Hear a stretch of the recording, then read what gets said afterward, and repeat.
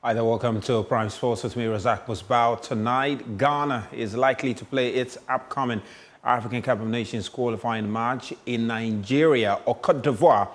This follows the ban on the Baba Yara Stadium by the African football governing body CAF.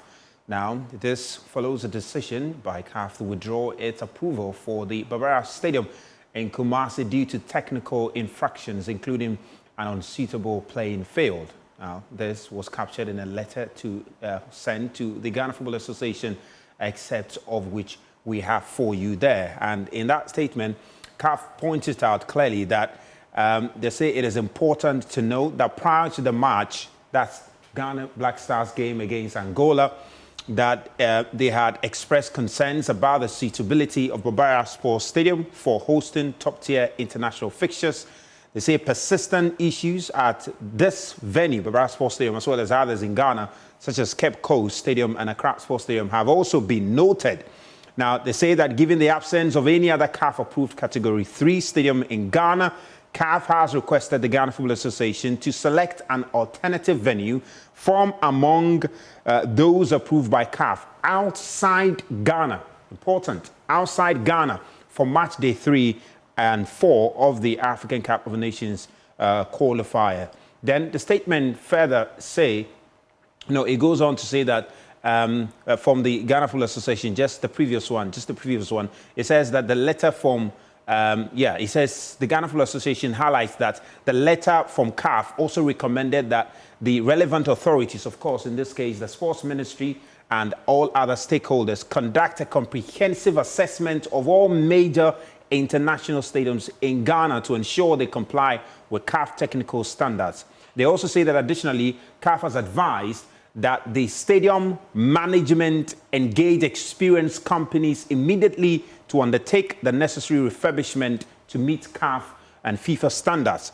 CAF says that they express their commitment to supporting Ghana through GFA in bringing its stadiums up to required standards for hosting CAF and FIFA senior international matches, offering to assist by providing international pitch consultant with experience in major international competitions, including AFCON, to offer additional expert guidance on the necessary improvements.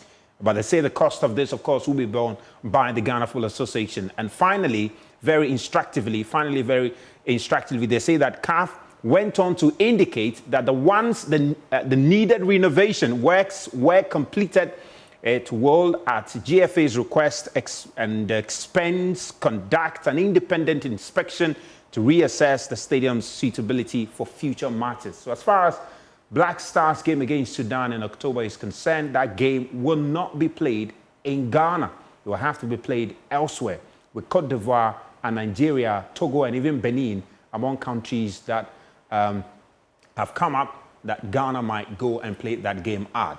Now, these are the existing stadiums in the country, the major, stadiums in the country, which CAF says that they're not up to standard. Just want to bring you up to speed on them. Of course, top of them, talking about the Accra Sports Stadium. The state of the pitch has been one that CAF has raised concerns about. Nothing has been done about it. Just recently, about 2-3 years ago, some renovation works was done on this, and the pitch is still not up to standard, and the Black Stars cannot host an international match at the Accra Sports Stadium, the 40,000 Accra Sports Stadium. Not just the Accra Sports Stadium, you also have the Baba Yara Sports Stadium, which of course, this also underwent some renovation, some refurbishment. Just recently, so much work had to be done on it to make it come up to standard to host Black Star international matches. And fast forward, just a year or so afterwards, we have CAF saying the Baba Yara Sports Stadium, despite the money we spent to refurbish it, is still not up to standard. Interesting.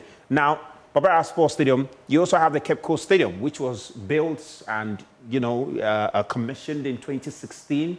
In excess of $20 million was spent on this facility. That facility, excess of $20 million, is also not up to standard at the moment. The pitch is in a terrible state. The communication from the National Sports Authority was to the effect that they had closed it down for renovation works, and that's it. Nothing has been seen of it anymore. No match at all has been played there since.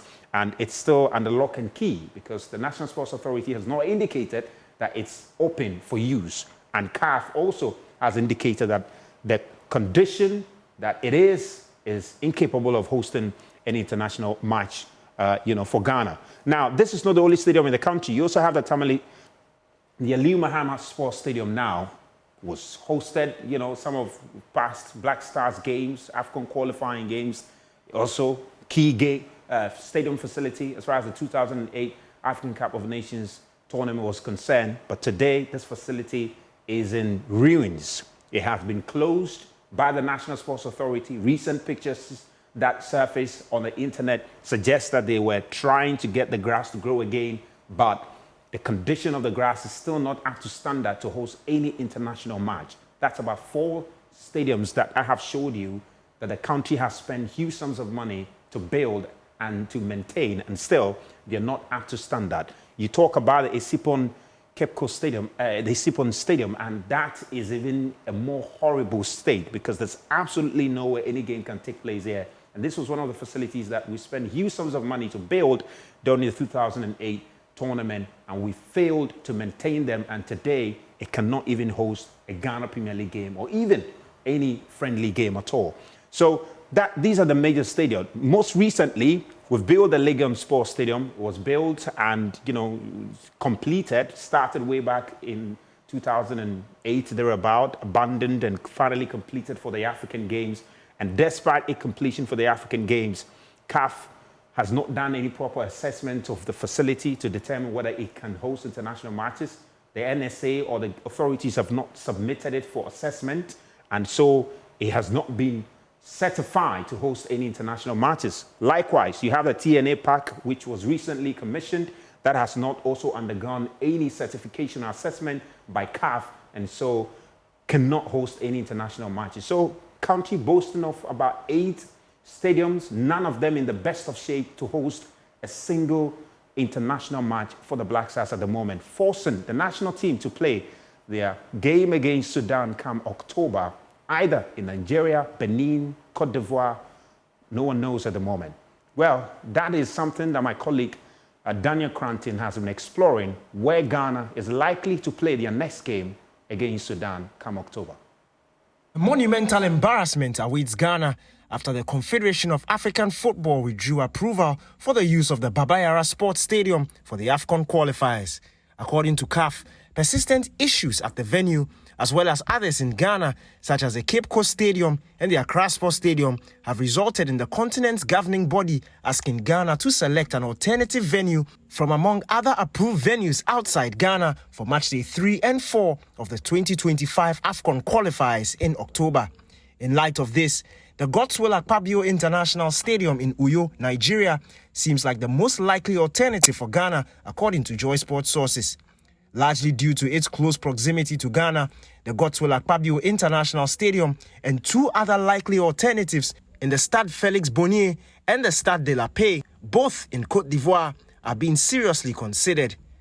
Other options for Ghana will be Cameroon's Japoma Stadium, located in Douala, and the Berkane Municipal Stadium in Morocco, where Ghana played Niger. Ghana is expected to make their decision known to CAF within the coming days. That was Joy Sports' Daniel Cranton. And joining me now is Joy Sports editor Fentio Tahiri Fentio. And Fent, thank you very much for making time. Clearly, it's going to be historic if Ghana hosts the game against Sudan outside of the country. I'm not sure, since you started following the Black Stars, if it has ever happened that they've had to play the AFCON qualifying home game away from the country. No, and this would only happen with countries with unstable political situations, and mostly countries that don't have the economic power of Ghana. And Ghana definitely has the second biggest economy in West Africa, behind Nigeria. And Cote d'Ivoire, who have a far less small economy compared to Ghana, built as many as 6 new stadia to host the African Cup of Nations just a few months ago. So this is clearly a case of state neglect and a lack of investment in sports infrastructure, and quite frankly, a lack of direction in how the country wants to approach sports development. And we are here not because, and to be fair, there is, for a lot of us that are very close to the story, this was not a surprise at all, because as you indicated in your analysis, we have so many stadia, but not a single one of them qualifies per the new CAF standards. And we saw this, of course, coming, and nobody would have been surprised that Ghana had been stripped of the hosting rights for any competition, international or even CAF or FIFA. And if you look at the Baba Yara Sports Stadium, for example, the first sign of trouble was in 2022 when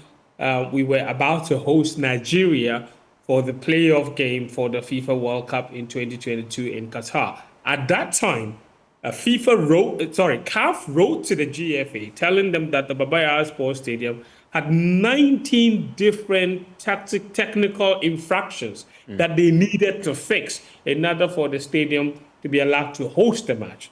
Now, at the time, everybody thought it would have been quite a bit disappointment if Ghana didn't get to host Nigeria in Ghana in a two-legged affair. So they quickly arranged and did a lot of work at the stadium, and CAF relaxed a bit of the regulations that were required so Ghana could host that game in Nigeria, mostly because, you know, this is the biggest rivalry in West Africa. It would be important to play it in both Ghana and Nigeria. But quite frankly, in the strictest form of the conditions mandatory for any stadium to be approved, the Baba Yara Sports Stadium, as of 2022, did not qualify. What are some of those 19 technical points we're talking about? They needed to increase the seats on the technical stand, or what you call the substitutions bench. They needed to increase the number of seats. They needed to fix more toilets. They needed to fix more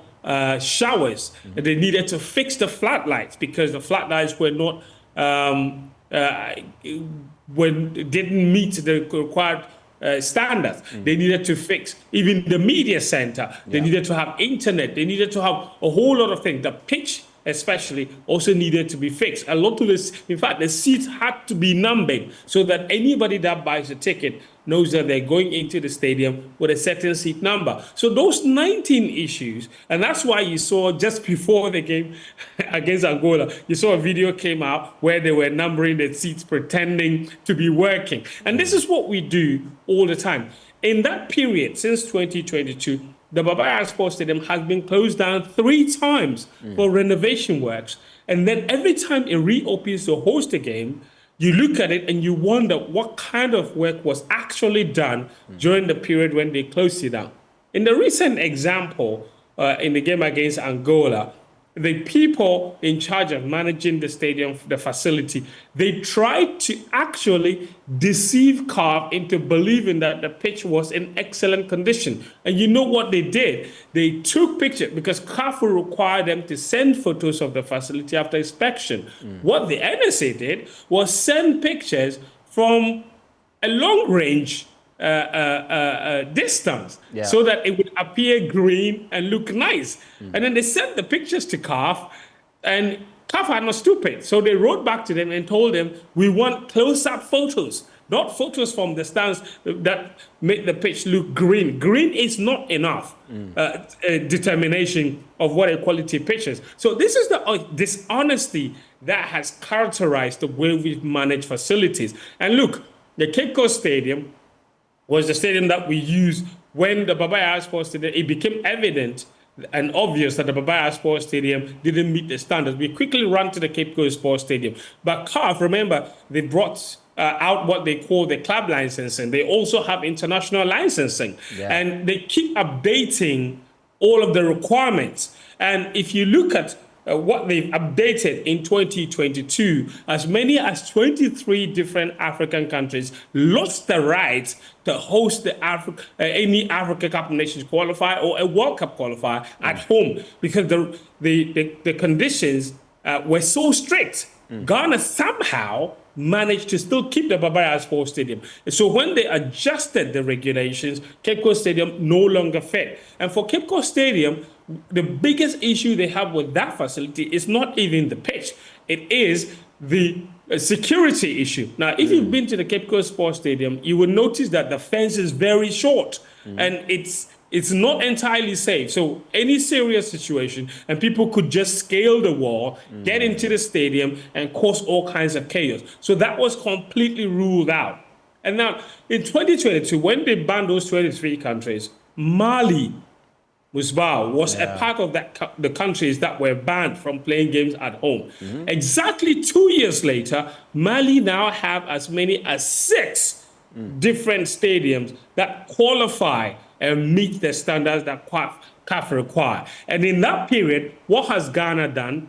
Absolutely nothing. Cote d'Ivoire have 6 stadiums, Nigeria has 3, and Ghana has the second biggest economy in West Africa. So it is not a case of Ghana not being able to afford it. It is just a case of leadership not taking this seriously, or maybe just seeing that fixing the problem might not entirely benefit certain individuals. So they have decided that it's not in their interest to fix the problem. And I say this because you and I know that right now that Ghana have been deemed to play a game away from home, Ghana will have to go, somebody will have to take care of hotels. Somebody has to buy those flights. Somebody has to secure a training facility for the team to go and train at, because you can't just go and train in another person's country during camping and it's free. So all of these things come at a cost to the country. And all the officials that are going to this country away from home will have to be paid per diems in dollars. So it comes at a bigger cost to you and I, the taxpayers.